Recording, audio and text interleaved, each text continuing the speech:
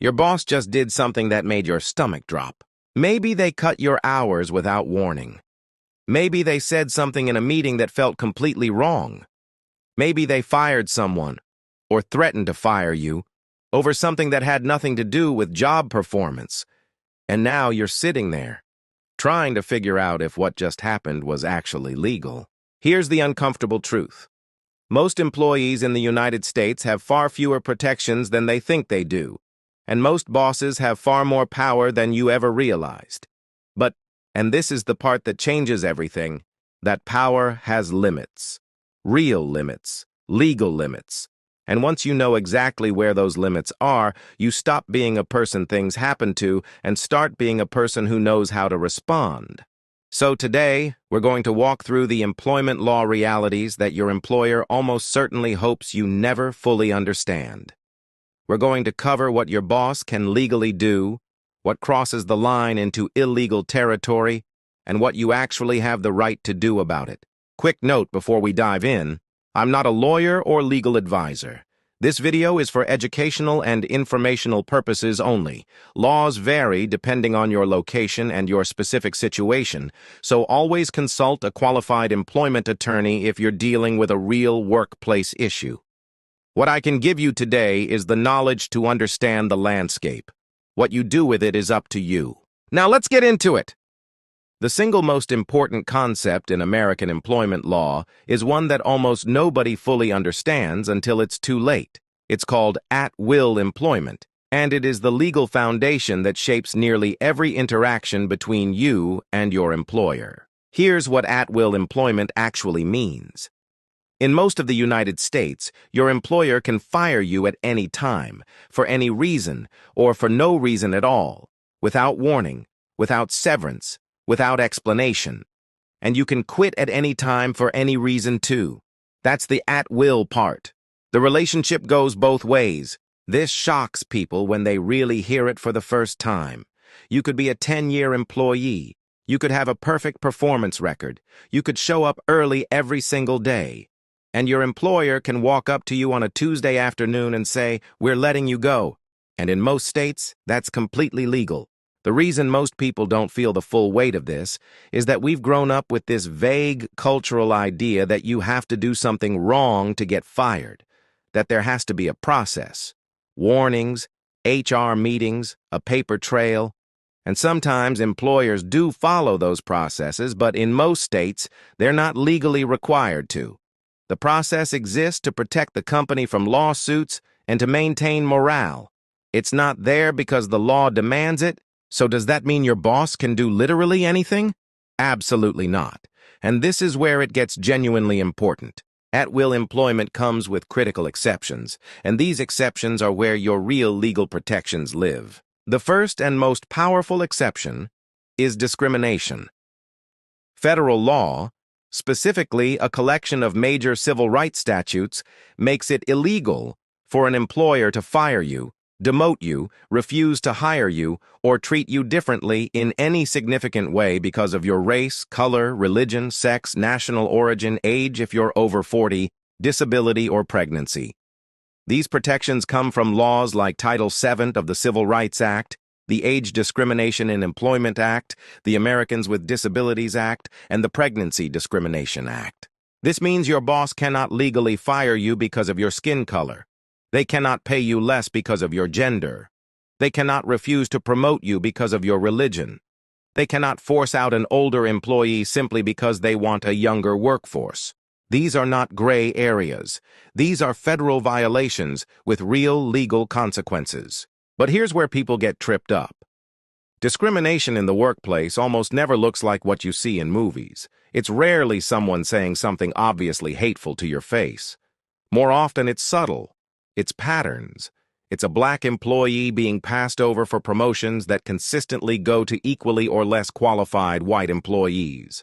It's a woman being excluded from high-level meetings that her male counterparts attend. It's an employee with a disability suddenly being subjected to impossible performance standards that never existed before. That pattern, that's what employment discrimination actually looks like in practice. And proving it requires documentation, consistency, and often the guidance of an attorney who knows how to build that case. But discrimination isn't the only protection you have, not by a long shot. There's another category of protection that surprises almost everyone, and it's called retaliation. And this might actually be the most practically important thing in this entire video. Retaliation is when your employer punishes you for doing something legally protected, and the list of legally protected activities is longer than most people realize. If you file a complaint with the Equal Employment Opportunity Commission, the federal agency that handles workplace discrimination claims, your employer cannot legally fire you, demote you, cut your hours, or otherwise make your work life miserable in response. That's retaliation, and it's illegal. If you report safety violations to OSHA, the Occupational Safety and Health Administration, and your employer retaliates against you for doing it, that's illegal. If you participate in an investigation of workplace discrimination, even if it's not your own complaint, even if you're just a witness, and your employer retaliates against you for participating, that's illegal. If you take leave under the Family and Medical Leave Act, which gives eligible employees up to 12 weeks of unpaid, job-protected leave for serious health conditions, a new baby, or certain family caregiving situations, and your employer fires you or demotes you for using that leave, that's illegal. Here's what's powerful about retaliation law. Sometimes retaliation is actually easier to prove than the underlying discrimination claim, because retaliation often has a clear timeline. You filed a complaint in January, you got fired in February. The connection between those two events can be compelling evidence. Courts look at timing. They look at whether the stated reason for termination actually makes sense given your work history. They look at whether the treatment changed after you exercised your protected rights. This matters because a lot of employers know their original discriminatory act might be hard to prove. But then they make the situation dramatically worse, legally speaking, by retaliating against the employee who speaks up. And that retaliation can become the most significant legal exposure the company faces. Now let's talk about wages. Because the way employers handle pay is one of the most common areas where the law gets violated, and most employees never even know it happened. The Fair Labor Standards Act. The FLSA is the federal law that sets the rules around minimum wage and overtime pay. Under federal law, non-exempt employees must be paid at least the federal minimum wage for every hour worked, and they must receive overtime pay at 1.5 times their regular rate for every hour worked beyond 40 in a single work week. Sounds clear, right? Here's where it gets complicated. Employers have developed a range of practices over the years that, intentionally or not, result in employees working hours they aren't paid for. You might be told to clock out at a certain time, but then expected to finish tasks off the clock. You might be required to attend a training or a meeting that isn't counted as paid work time. You might be a salaried employee who is incorrectly classified as exempt from overtime rules, meaning your employer is paying you a flat salary and expecting unlimited hours without any additional pay, when the law actually says you should be receiving overtime. That last one is a huge issue. The exemption categories under the FLSA are specific. To be legitimately exempt from overtime as a salaried employee, you generally have to meet certain salary thresholds, and your job duties have to fall into specific categories: executive, administrative, professional. Not every salaried worker qualifies, and employers sometimes classify employees as exempt when they legally shouldn't be, which means those employees are owed back overtime, pay they never received. If you think this sounds obscure and unlikely to affect regular working people wage theft, which includes unpaid overtime, minimum wage violations, and illegal deductions from pay, costs American workers billions of dollars every year.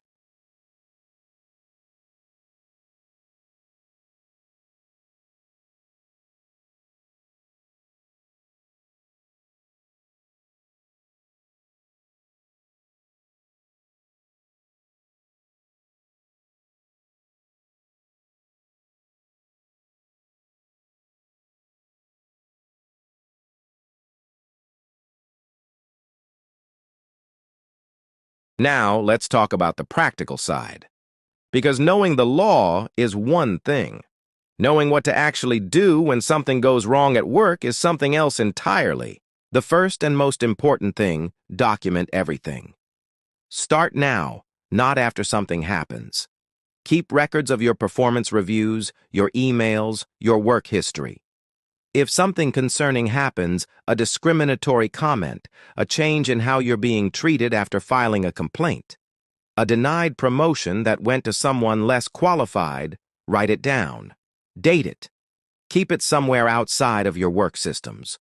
Don't put sensitive documentation on your work computer or your work email. Keep it personal. Second, know your company's internal complaint process. Most larger employers have an HR department and some kind of internal reporting mechanism. Using it matters for a few reasons. It creates a formal record. It puts the employer on legal notice that a problem exists. And in many cases, courts will look at whether you gave the employer an opportunity to address the problem internally before you filed an external complaint. Using the internal process doesn't mean you're trusting it to fix everything. It means you're building the foundation of a stronger legal case. Third, know your filing deadlines. Employment law claims have time limits. If you believe you've experienced discrimination or retaliation, you generally have a limited window, often 180 or 300 days, depending on your state, to file a charge with the EEOC before you can pursue certain federal claims in court. Miss that window, and you may lose your right to bring the claim entirely. This is one of the primary reasons why talking to an employment attorney early is so important. Not because you're necessarily going to sue anyone, but because you need to understand your timeline before that window closes without you realizing it. Here's the last thing I want to leave you with, and I think it's the most important shift in how you think about all of this. Most employees go through their entire working lives without ever knowing the specifics of the legal protections they have. They feel things are unfair. They sense that something wrong is happening. But because they don't know the legal names for what's being done to them, they can't articulate it. They can't report it effectively. And they end up tolerating things they didn't have to tolerate.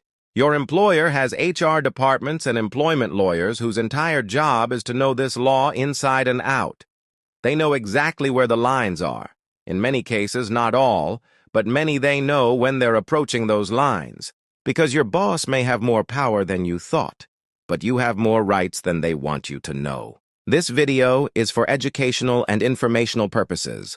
Only, I am not a lawyer or legal advisor. Employment laws vary significantly by state and specific circumstance.